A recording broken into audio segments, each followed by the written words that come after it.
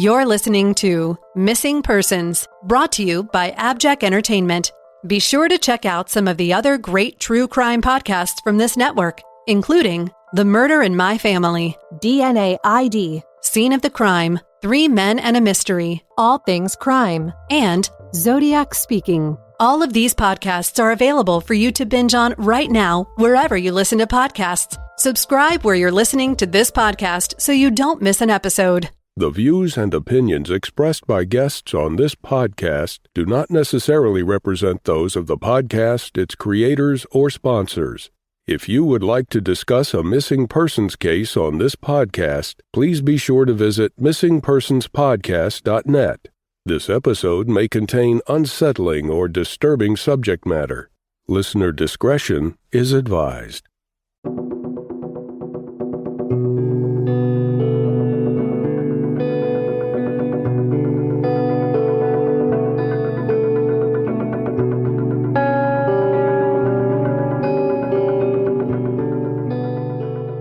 Missing Persons Alert, Gabby, Petito.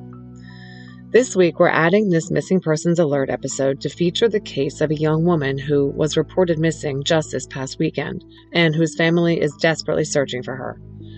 22-year-old Gabrielle Petito, who goes by Gabby, was reported missing by her mother on September 11th of this year. Nicole Schmidt told the police in Suffolk County, New York, that she had last spoken to her daughter on FaceTime on August 25th. Although the two were in regular contact, speaking at least 3 times a week and sometimes more than once a day, Nicole had not heard from Gabby for 2 whole weeks, other than 2 brief texts. Something was wrong, she told the police, and it seems Nicole's motherly instincts may have been correct. Gabby and her fiancé, Brian Laundrie, live in Sarasota County, Florida. The two met when they were both students at Bayport Blue Point High School in Bayport, Islip, Long Island. They started dating in 2019, and Gabby moved to Florida after his family moved there so they could be together. Brian proposed to Gabby in July of 2020. On her Instagram page, Gabby says she is an artist, vegetarian, and yoga enthusiast. She is described by her family as a free spirit, a loving person, and a beautiful soul. She and Brian were adventurers, preferring to live an alternative lifestyle filled with traveling, hiking, camping, and exploring.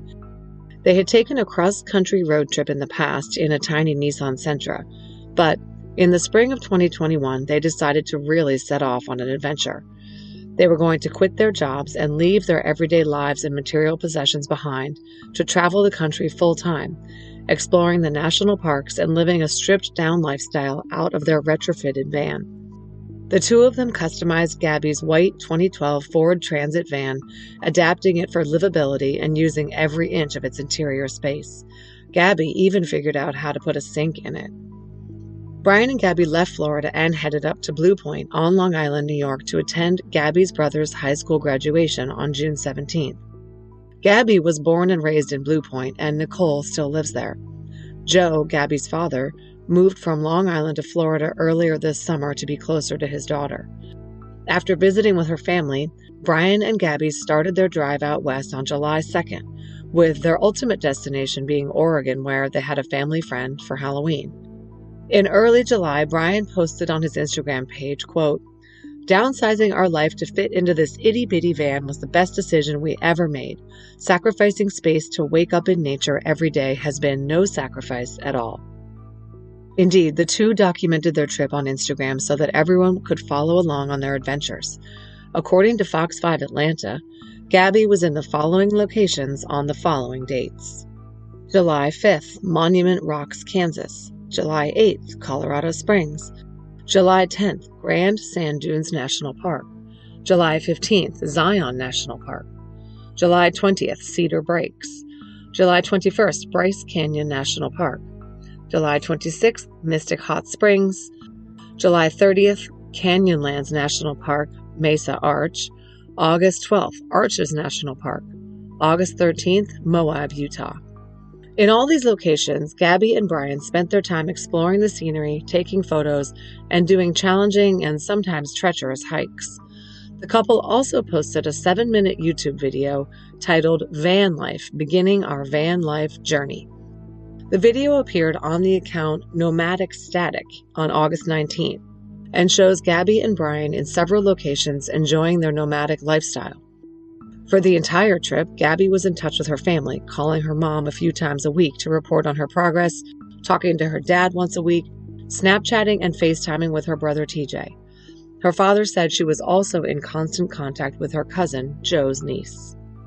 Then, Nicole FaceTimed with Gabby on August 25th. The couple had checked out of a hotel in Salt Lake City on the 24th, where they were seen together. Gabby told Nicole in the FaceTime call that she and Brian were in Grand Teton National Park in Wyoming, and Nicole said that everything seemed normal with Gabby.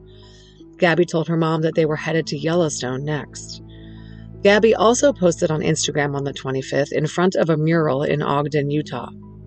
She texted Nicole on the 27th and 30th, but she never called home again, and since those texts did not include photos, they could have been typed by someone else. For a time, Nicole assumed that her daughter was just somewhere where there was no cell service. I was at Yellowstone 2 years ago, and I can vouch that there are quite a few areas in the park with zero cell service coverage. But by September 11th, Nicole was frantic, unable to get Gabby on the phone, and concerned because, very uncharacteristically, all social media communications from Gabby had ceased since her last post from Ogden on the 25th. Nicole called the Suffolk County Police to report her daughter missing. Joe was on board with this decision too, saying he really became concerned when Gabby abruptly stopped checking in with her family in late August. Incidentally, on September 11th, something else happened. Information emerged that Brian was back home in Florida, and the van he and Gabby had been traveling in was found by police at his parents' home in Northport. Northport police impounded the van and towed it away for processing. However, they also gave the following statement: "We currently have no definitive information that a crime took place here in Northport. With that said, the circumstances are odd. The vehicle she was traveling in was located here in Northport." Spokesman Josh Taylor expounded on this, saying, "We're hopeful that she's out there somewhere. People just sometimes don't want to communicate, so that's certainly still a viable option. But we have to prepare for something maybe more sinister." So what happened to Gabby? According to several media outlets as well as the family, Brian has lawyered up and is not cooperating with police. While police will not confirm or deny this, Northport Police spokesman Josh Taylor did state, quote, "We have attempted to speak with Brian, and so far his family has given us the number of their attorney." According to the New York Post, which has photographic evidence, police were seen dropping off a pink envelope at the home Brian lives in. Josh Taylor told the Post, quote, "We talked with his parents who did not make him available. We would love to talk to him." As I was recording this, Brian and his attorneys released a statement. It is not very informative. I'm going to read it in its entirety. "This is an extremely difficult time for both the Petito family and the Laundrie family. I understand that a search has been organized for Miss Petito in or near Grand Teton National Park in Wyoming. On behalf of the Laundrie family, it is our hope that the search for Miss Petito is successful and that Miss Petito is reunited with her family. On the advice of counsel, the Laundrie family is remaining in the background at this juncture and will have no further comment." So, unable to get the story from Brian of where Gabby is, investigators are left to try to reconstruct the couple's trip to find out exactly where Gabby could be and whether she fell victim to foul play or some kind of accident, or whether she is missing voluntarily. One man who spoke to the media claims to have met Gabby and Brian on August 10th in Moab. He told the Daily Beast that Brian and Gabby were holding hands, seemed very happy, and enjoyed showing off their custom van and comparing tattoos and talking about their travels.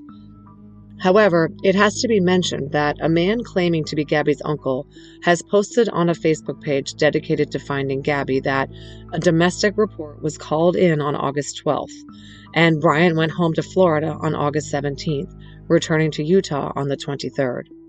We also know that Gabby's father Joe supposedly paid for a food delivery to Gabby at a hotel in Salt Lake City on August 21st, and the couple checked out of the hotel together on the 24th. The YouTube nomadic static video was posted on August 19th, during the time period when Gabby was supposedly alone. As you can hear, there is a lot that remains unknown about this case. The timeline and incidents are unverified. There has been no police mention of Gabby's cell phone and whether it has been found or its movements traced. There is no information about when Brian Laundrie arrived back in Florida and what he told his family about Gabby's whereabouts.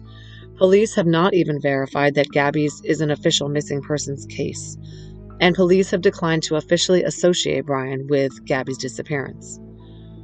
Joe and Nicole have stated that they would like to be able to give more information, but they cannot as their daughter's case is an open and active investigation. Nicole confirmed, "I can't say much, but she's no longer with the van." And Joe lauded the work of the investigators, saying, quote, "Everyone has been amazing in helping to try to find Gabby." Of course, both parents remain very concerned about their daughter's well-being. There is a GoFundMe account to assist the family in raising money to aid in the search for Gabby.